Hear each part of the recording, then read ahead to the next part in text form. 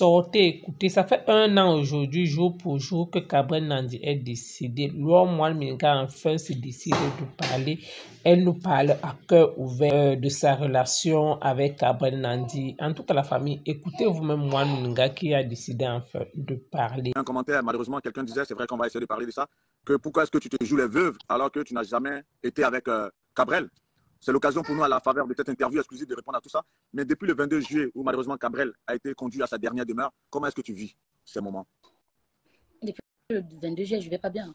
Déjà, moi-même, personnellement, je ne me sens pas bien, que ce soit moralement, physiquement. Et comme, pour ceux qui me connaissent bien, j'ai beaucoup fondu parce que je ne vais pas bien. Je dors presque pas. Je passe le temps à réfléchir, à penser, à revoir les images du avec Kaboy. Tout ça, ça me met mal. J'imagine la douleur qui est la tienne. Tu as sorti un très beau single. Je voulais te dire bravo pour ce single.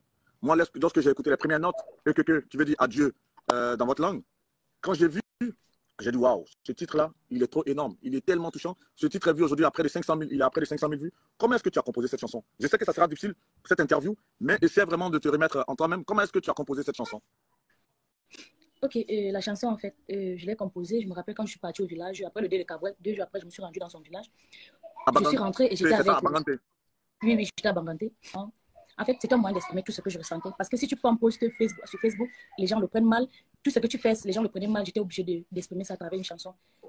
C'est un peu ça. En tout cas, c'est une chanson qui touche au triste. Et ce qui me plaît, c'est que les gens, ils ont tellement... La chanson, elle est tellement... Honnêtement, moi, ça m'a touché. Moi, Menga, beaucoup de courage. Beaucoup de courage, ma grande. Beaucoup de courage, j'imagine. Et c'est ta toute première sortie, même avant, depuis le décès de Cabrel, ton manager l'a dit, tu n'as pas eu à faire de sortie. Sincèrement, merci. Mais sois forte, parce qu'on va parler pendant au moins près d'1 heure de temps, on va échanger, on va parler de l'homme que tu as connu. C'est vrai qu'on va ressasser pas mal de souvenirs, assez douloureux, vos rencontres et beaucoup de choses. Mais bien avant, je voudrais faire un petit tuto pour les Ivoiriens, pour ceux qui nous suivent dans le monde entier. Parce que Cabrel, il vivait dans une ville qui est Douala. Douala, c'est la capitale économique du Cameroun. Et Yaoundé, c'est la capitale politique du Cameroun. Je fais un peu le parallèle avec la Côte d'Ivoire. La capitale politique de la Côte d'Ivoire, c'est Yamoussoukro. La capitale économique, c'est Abidjan. Le cas, c'est pas la même chose, la Côte d'Ivoire et le Cameroun. Au niveau du Cameroun, on a pas mal de célébrités, tant à Douala qu'aussi à Yaoundé. Alors que chez nous, en Côte d'Ivoire, tout est concentré sur Abidjan, par exemple. Abidjan, c'est là où il y a toutes les célébrités, il y a là où il y a tous les chanteurs, tous les influenceurs, tout le monde. Et Yamoussoukro, c'est une ville qui est certes politique, mais il n'y a pas de truc. Donc, j'ai voulu faire déjà... Non, il n'y a pas de souci. J'ai voulu déjà faire ce petit parallèle pour qu'on comprenne un peu ce qu'on va expliquer tout à l'heure. Et merci d'envoyer de la force à cette jeune dame qui n'a pas fini de pleurer l'homme avec qui elle était, mais qui a décidé aujourd'hui de s'ouvrir et de nous parler à cœur ouvert. Ma première question est la suivante. Comment est-ce que toi et Cabrel vous rencontrez? Comment est-ce que se fait là? Comment est-ce que vous rencontrez? Comment est-ce que vous connaissez? Déjà, je n'ai pas vraiment envie de parler de tout ça, mais j'ai rencontré Cabrel, ça fait longtemps, et c'est là longtemps. Et ce qui nous a plus unis, c'était le talent de tout un chacun. Il avait un talent fou, et moi aussi j'avais un talent. Et après, il y avait cette je ne sais pas comment appeler ça. Il y avait cette harmonie-là entre nous, quand à chaque fois qu'on travaillait, on se sentait... Ça donnait et on se sentait bien, en fait. Et c'est comme ça qu'on s'est rencontrés, on a travaillé, en fait. Et il est entré dans ma vie, vraiment. C'est quelqu'un qui est vraiment entré dans ma vie. Et c'est quelqu'un qui a vraiment cru à moi. Voilà pourquoi je ne vais jamais arrêter de le pleurer. Bah, je prends appui sur la question tout à l'heure, le commentaire de l'internaute. C'est vrai que même dans ta réponse, lorsque tu surfes, on voit peut-être plus une relation beaucoup plus professionnelle que sentimentale. Est-ce qu'en vrai, vu que là, nous, on est en direct là pour cette interview, est-ce que vous aviez une relation sentimentale en dehors des collaborations professionnelles? À quoi ça va encore aider les gens en ce moment? Ça n'aide plus. Et je sens que c'est comme je vous ai dit, je n'ai pas envie de parler de ce sujet. Je n'ai vraiment pas grand-chose à dire à cela. Ça, c'est un mythe que beaucoup de gens veulent en savoir, mais je n'ai pas envie de parler de ça. Okay. La seule chose que vous devez savoir, c'est que Cabrel et moi, on a vraiment une relation très, très forte. Il y avait un truc entre nous, mais le reste, c'est que vous cherchez à savoir, là, je ne suis pas en mesure de parler de ça. Ok, parfait. Et ensuite, un sujet qu'on va aborder, ce sont les circonstances réelles, on va dire, de son décès. C'est vrai, on l'a tous vu, c'était un accident sur le trajet Douala Yaoundé. C'est ce que on dit. Mais là, toi, la vérité, les circonstances de son décès, c'était lesquelles? Déjà, moi, je suis à Yaoundé, lui vient à Douala et je ne connaissais même pas, quelle est la couleur. C'est vrai que le monde avait parlé quand même. Et après, il m'avait dit qu'il devait revenir à Yaoundé pour venir prendre son visa. Qu'il devait récupérer son visa. Putain. Qu'il devait récupérer son visa. Et après, moi, j'étais au courant de rien. Je n'étais pas au courant de son voyage, j'étais au courant de rien. Et à 4, je pense à 4 qu'on m'appelle, il y a un ami qui m'appelle pour me dire, pas 4 heures, il pense 6 heures. Il m'a laissé les messages, je n'ai pas vu. À 6h00, il me... Oui, parce que 6h30, il me rappelle, il me dit, je t'ai envoyé une vidéo, est-ce que tu as vu la vidéo? Je dis non, c'était quoi la vidéo? Je vois la vidéo et après, du coup, je lance l'appel. J'appelle directement Cabrel, j'appelle le numéro de Cabrel. Ça sonne, et quand ça sonne, je me dis, bah, mais les gens sont en train de jouer à quoi? Et après, un monsieur, quelqu'un décroche, et je me disais que c'était lui, parce que moi, la seule chose que je voulais, c'est dire à la personne qui m'écrit que non, c'était juste les racontages comme d'habitude. Un monsieur il décroche, il dit non, Kabul a fait l'accident, mais c'est pas grave. Donc il essaie de me convaincre quoi, que c'est pas grave, ça va aller. Et j'ai raccroché, j'ai rappelé le gars pour lui dire que non, il a fait l'accident, mais c'est vraiment pas grave. Il me dit non, rappelle, je t'envoie les photos, rappelle, juste comme ça que je rappelle encore. On me dit que si, le monsieur là me dit encore que non, s'il te plaît, je te rappelle tout à l'heure. Et après, personne ne décrochait pas mes appels. J'étais obligé d'appeler des influenceurs pour être au courant vraiment, pour avoir les nouvelles sûres. Quoi. Donc j'étais pas à Douala, je sais pas, je connais pas les circonstances. Moi j'étais à Yaoundé, je sais pas. Wow. Et voilà comment tu apprends cette triste nouvelle en ce jour du 15 juin 2023. Et les heures qui suivent, avec l'évolution de l'actualité, comment est-ce que tu commences à appréhender cette triste nouvelle? J'étais obligée d'appeler, j'ai essayé d'appeler tout le monde en fait. J'étais obligée d'appeler tout mon répertoire, appeler tous les gars que je connais à Douala, appeler même le garçon avec qui il vivait, Segui, c'est un musicien aussi. Lui, c'est moi qui l'apprends la nouvelle parce que quand je l'appelle, il me dit, je lui demande que Kabul est où, il me dit, Kabul a pris la route pour Yaoundé, donc je pense qu'il est arrivé, je ne sais pas. Et c'est moi qui l'apprends que non, il a fait l'accident. En fait, la seule chose que je voulais à l'instant, c'est qu'on me dise que non, tout c'était faux. Mais malheureusement, c'était vrai. Je n'avais pas la force, je ne pouvais pas prendre la route, je ne pouvais rien faire. Ouais. Je savais, c'est un peu cette interview, c'est un peu comme un exutoire aussi pour toi. Tu seras l'occasion, essaie de te ressaisir, on va évoquer l'homme parce que sa mort a ému toute la toile, ça a ému la communauté ivoirienne, ça a ému la communauté camerounaise, le monde entier. On a vu comment ce garçon était très talentueux. Et je voudrais qu'on essaie d'évoquer un peu les différentes capsules que tu faisais avec lui. Parce que moi, pour préparer cette interview, j'ai vu pas mal de vos capsules, même tu as vu dans la bande-annonce un peu, ces jeux de scène que vous aviez. Il y avait cette synchronisation, il y avait cette sympathie. Je vois tes larmes qui coulent, ça m'arrache le cœur. Mais je veux que tu essaies de te rappeler les bons moments. Je veux que tu essaies de te rappeler un peu les fous rires que vous avez pu avoir sur les plateaux de tournage. Je veux que tu essaies de rappeler un peu toutes les scènes que vous avez pu jouer un peu ensemble. Et c'était super sympa. Et je voyais un peu. Moi, il y a une scène comme ça, lorsque je regardais la vidéo, j'ai vu un peu cette scène où tu vois un peu un ex que tu viens brocarder sur la route et après tu vois ton bestie à qui tu viens, que tu l'embrasses limite, alors que ton homme il est à côté. Et bref, je veux qu'on se rappelle ça. Ça, c'est des bons moments. C'est vrai que là, on est là pour rendre hommage à l'homme. On est là pour évoquer l'homme, pour parler de l'homme qui était en dehors des réseaux sociaux, de l'homme qui était super sympa, qui partageait beaucoup de choses. On a vu comment il était altruiste. On a vu un peu des gestes de sympathie qu'il avait aussi à l'égard de beaucoup de personnes. Moi, j'ai vu certaines de ces vidéos. Quelles sont les images super sympas que toi, tu gardes de cette personne que toi, tu auras côtoyé le temps de son existence? Quelles sont les choses super belles que tu auras retenues de la personne? Ce qui est, c'est que les images que j'ai regardées de Kabul ont été positives. Kabul avait deux personnalités. Il avait la première personnalité, c'est qu'il était quelqu'un de très fort, quelqu'un qui ne voulait jamais montrer son côté faible, qui montrait toujours que non, il est solide, il est quelqu'un de fort. Et en lui, j'ai essayé de cultiver ça, mais c'est vrai que moi, je suis plus faible que lui. La deuxième personnalité, c'est que c'était une très belle personne à l'intérieur. Il était sympa. À part qu'il était sympa, il était comme un bébé en fait. Parce que quand vous voyez Kabul, il criait, il faisait ceci dehors, mais à l'intérieur, le soir, c'était une autre personne. À l'intérieur de la maison, quand il revenait à la maison, c'était une autre personne. Donc, j'ai gardé tous ces côtés-là de lui. Et parfois, quand j'ai mal, je pense encore à ça. Justement, on sait que sur les réseaux sociaux, il avait beaucoup de succès, ce qui a fait que son décès a ému le monde entier, clairement. Mais comment est-ce qu'il vivait, puisque tu dis qu'il avait plusieurs personnalités, comment est-ce qu'il vivait les moqueries dont il faisait l'objet sur les réseaux sociaux? Comment il vivait ça? C'est pour ça que je voulais dire que c'était une personne très faible. Parce que tout ça, moi-même, j'ai fait partie des gens là qui reçoivent des moqueries. Et c'est pour ça que quand j'ai fait le direct, le jour qu'il est décédé, j'ai fait un direct où les gens ont tiré sur moi, dit raconter n'importe quoi. C'était une façon de dire aux gens que... Je n'ai pas dit qu'on l'a pris peut-être parce qu'il est dans les choses, non. Tout ce que les gens racontent sur nous sur les réseaux sociaux, ça nous fait mal. Et lui, c'était le genre de personne. Quand il lisait les commentaires qu'il était à la maison, il avait mal. Parfois, il restait comme ça, il pleurait. Il pleurait, se posait les questions de savoir pourquoi les gens le détestent, pourquoi, alors qu'il se bat jour et nuit, il ne dort pas. Parce qu'avant, c'était quelqu'un qui travaillait franchement. Il se posait les questions pourquoi est-ce que les gens le détestent. C'est comme moi, je me pose souvent les mêmes questions. Donc, personne ne prend ça positivement. Les moqueries sur les réseaux, et surtout qu'il était un peu, il avait le corps, les gens l'insultaient, il racontait du n'importe quoi par rapport à son physique. Ça lui faisait mal. Il avait mal. Mais d'ailleurs, c'était pas ça. Il a un parcours éloquent tout de même. Et je sais que le 21 août prochain, il devait avoir 33 ans. Parce qu'il est né en août, le 21 août 1990. Il devait avoir 33 ans le 21 août prochain. Mais comment est-ce que, pour quelqu'un qui est rentré dans ce métier, quand même, il devait avoir 22 ans lorsqu'il commençait avec les scènes? J'ai vu pas mal de ses vidéos, il n'était pas assez costaud, il dansait, il faisait pas mal de sketchs. Comment est-ce qu'il n'arrivait pas à amortir un peu le coup des méchancetés à travers les réseaux sociaux? Comment est-ce qu'il n'arrivait pas à amortir tout cela? Là, je sais pas comment je vais vous répondre parce que c'est sa personne en fait. C'est sa personne, il connaissait comment est-ce qu'il gère son image, il savait comment est-ce qu'il gère ses réseaux, c'est tout ce qu'il faisait. Il avait un plan de travail en fait. Vous voyez donc, il connaissait comment est-ce qu'il gérait tout ça. Moi, je peux pas vous répondre à sa place parce que là, il n'y a que lui-même qui pourrait répondre à ma place. C'est vrai que malheureusement, l'accident est arrivé et cet accident l'a emporté.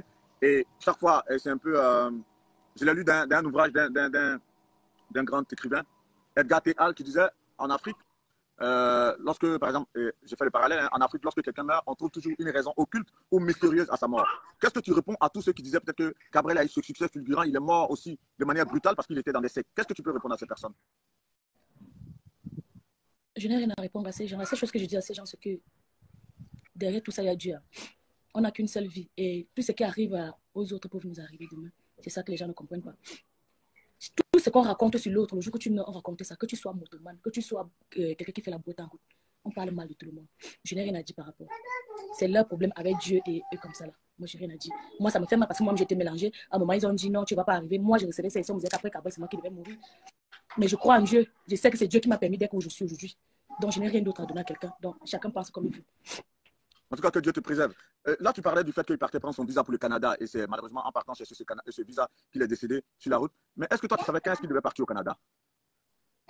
Non, déjà, je ne savais pas, je ne connaissais pas le jeu exact, mais il m'avait dit, parce que la dernière fois que lui et moi se voit, c'est quand il est venu prendre son passeport, il avait le passeport, je pense le passeport, c'est Bordeaux, c'est quoi là qu'il est venu chercher.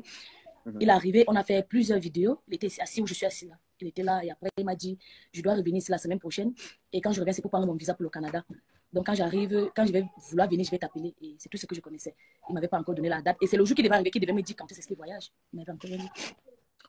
Pour évoquer l'homme, on sait qu'il a. J'ai vu une de ses vidéos aussi où il parlait de ses débuts, de ses galères lorsqu'il avait 21 ans, qu'il travaillait d'un bar à Yaoundé, où il disait oui, je nettoie les toilettes. Est-ce qu'il te parlait de ces moments de galère? Est-ce qu'il te parlait de ces moments difficiles avant le succès qu'il a connu? Ouais. En fait, il me racontait pas en détail, il me racontait juste que.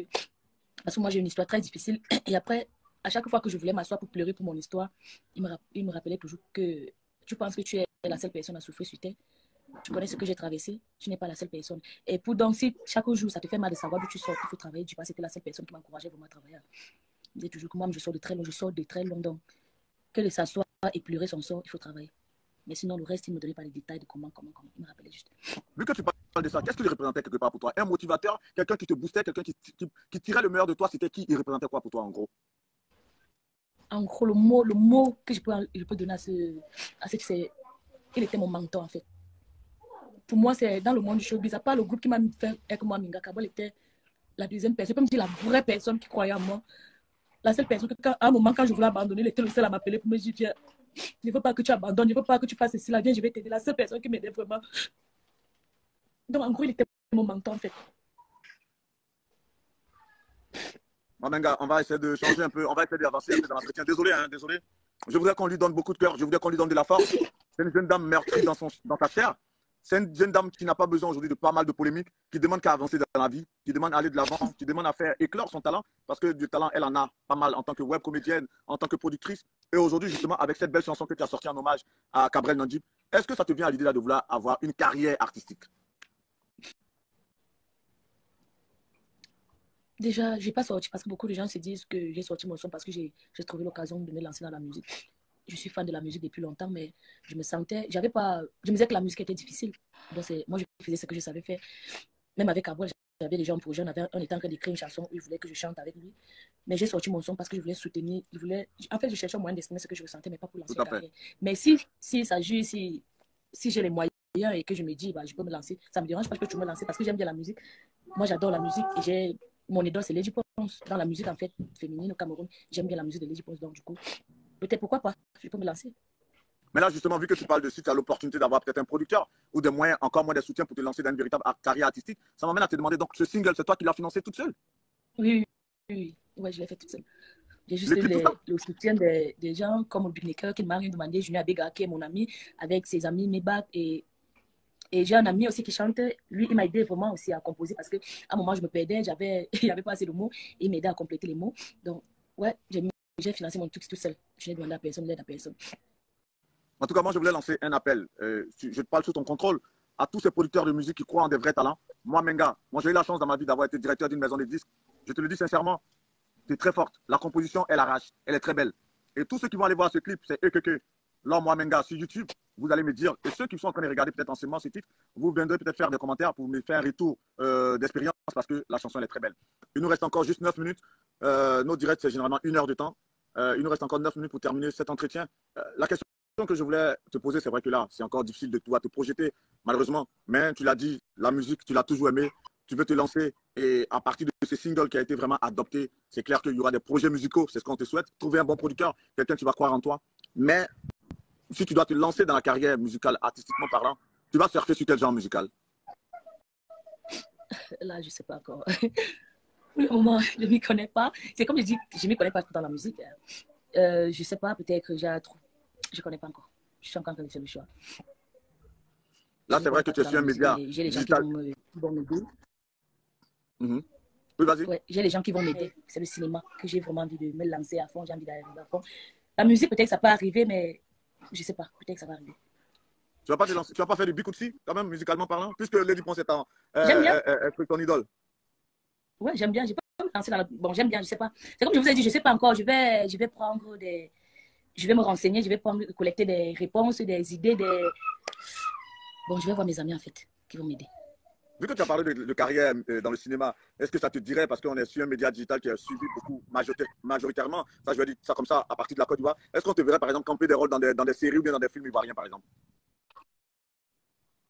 Déjà, j'adore les copiers ivoiriens. Je les adore trop, surtout. Oui, j'aime le cinéma ivoirien, j'adore sincèrement. Et j'aime les idoles là-bas que un jour, j'aimerais vraiment me retrouver là-bas et jouer dans une série, je sais pas. Surtout avec M. Gou, Michel. Je suis trop fan de lui. Et Digbek Travat, ils sont pleins hein, que j'aime bien et que je suis beaucoup. Donc, c'est mon rêve. C'est un de mes rêves. Pas mon rêve, mais c'est un de mes rêves. Tu es déjà allé en Côte d'Ivoire, du coup? Non, à chaque fois que j'ai voulu aller, j'avais toujours un truc qui m'empêchait. Vu que tu parles de ton planning hyper booké, ce qui fait que tu n'es pas encore allé en Côte d'Ivoire, en ce moment, tu t'occupes à faire quoi? Quelle est ton actualité? Là, maintenant, je suis encore à la maison, je ne fais rien, mais je fais juste dans les web-séries. Bon, j'ai une web-série qui est de Doigts non glacés, avec Moustique, avec les Rigolas, je fais plusieurs collaborations avec les artistes ici. Et j'aimerais relancer, parce que j'ai fait une saison de ma web-série, La Patronne, et avec le temps, avec les moyens qui vont suivre, peut-être que je vais relancer la deuxième saison et relancer une web-série, parce que j'ai écrit plusieurs, mais ce sont les moyens qui nous manquent. En tout cas, force à toi, force à toi. Moi, j'ai pris un grand plaisir, en tout cas, et avec moi, tous ces internautes qui nous ont suivis, tous ceux qui ont pu relayer cette vidéo, qui ont pu la partager, qui ont pu suivre cette interview, on a pris plaisir, en tout cas, à te suivre. Si tu as un mot fort, un message très fort que tu souhaiterais lancer à la faveur de cette interview, je le dis encore, une interview exclusive, depuis malheureusement le décès de Cabrel, depuis le 15 juin 2023, tu n'étais pas ouverte comme ça, et c'est la première fois que tu évoques un peu l'homme. Tu nous as servi des exclusivités. Si tu as un message fort à faire passer, ce serait lequel? Donc, mes messages, c'est que je vais d'abord dire, souhaiter mes condoléances à tous les fans de Cabrel, parce que c'est qu'il y en a nombreux qui le pleurent, et aux fans de Samy Lenoir, parce que Samy était aussi un ami à moi, Samy qui est décédé. Tout à fait, ouais. Malgré tout ce qu'on a raconté. Oui. À la veille, même avant qu'il ne meure, 2 jours avant, quand il est rentré à Yaoundé après son accident, il m'a appelé. On avait un projet qu'on avait lancé. On a fait un mini court-métrage aussi. On a fait que je dois mettre sur les réseaux. Donc, j'ai dit aussi mes condoléances à la famille de Samy et à la famille de Blaise Calabas aussi, un humoriste qui est décédé. Et j'aimerais dire aux jeunes qui nous suivent, qui nous prennent pour exemple, de travailler. Que chacun sache que chaque fois que tu travailles, que tout un chacun qui travaille, on aura toujours à dire sur eux. On peut évoluer dans cette vie sans toucher du n'importe quoi, sans aller ailleurs. Mais beaucoup veulent nous faire croire que pour évoluer, il faut toucher du n'importe quoi. C'est ce qu'ils veulent nous faire croire. Mais à nous, les jeunes, parce qu'il ne suffit pas seulement d'être intelligent à l'école, il faut être sage. C'est avec la sagesse et l'intelligence qu'on évolue. Travailler, arrêter de suivre du n'importe quoi. C'est pas, disons même que je suis dans la secte, moi je peux être que dans la secte. Vous n'êtes pas obligé d'entrer dans la secte. Je peux dire, je vais évoluer sans entrer dans la secte. Voilà, donc les jeunes, arrêtons de suivre du n'importe quoi, arrêtons la vie facile, arrêtons de... Vous avez écouté comme moi, l'homme en fait. Elle a carrément tout dit, que dans la vie, quand tu es dans le showbiz, il y a toujours des personnes qui vont te critiquer, d'autres vont toujours te juger, d'autres vont trouver que non. Là où vous voyez le petit lait, ou là où vous voyez la fille, là, elle a peut-être trempé ses mains. Tout ce qu'elle peut dire, c'est que toutes les personnes qui cherchent à se lancer dans ce milieu, que ce soit le showbiz, de travailler, pourquoi? Parce que seul le travail paye. C'est pas tout le monde qui est dans le showbiz qui a trempé les mains. C'est pas tout le monde qui est peut-être comédien ou alors comédienne, peut-être qui est dans le wish. Ce que demande aux jeunes qui cherchent à se lancer dans ce métier, c'est de travailler. Pourquoi? Seul le travail paye, oui. En même temps aussi, il y a une partie que je n'ai pas compris. Là, moi, on m'a dit que ce n'est que le cinéma qu'elle fait, alors qu'il y a un temps, on disait qu'elle a ouvert l'Institut de beauté. En tout cas,